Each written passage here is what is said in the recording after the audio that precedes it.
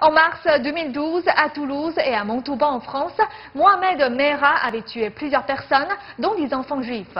Le frère du tueur, suspecté de complicité, est interrogé en ce moment par les juges antiterroristes.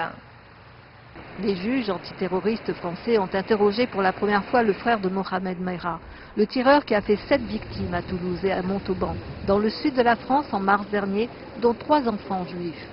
Les juges veulent déterminer l'implication du frère Abdelkader Merah dans ces attaques sanglantes. Il se trouve en prison depuis mars dernier et est suspecté de complicité pour meurtre, vol et implication terroriste. Il est pour le moment le seul suspect arrêté pour avoir joué un rôle dans les meurtres perpétrés par son jeune frère Mohamed, mort sous une pluie de balles après avoir été cerné pendant 30 heures par la police.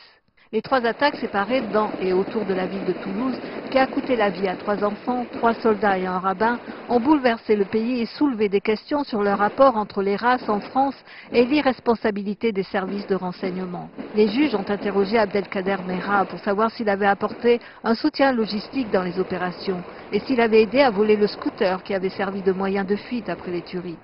Abdelkader Merah est connu par les services de sécurité pour avoir aidé des militants djihadistes à entrer en Irak en 2007.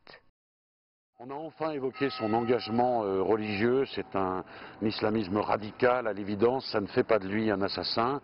Et je pense qu'en ce qui concerne sa défense, j'envisage de déposer une demande de mise en liberté après que les dernières investigations techniques soient rentrées.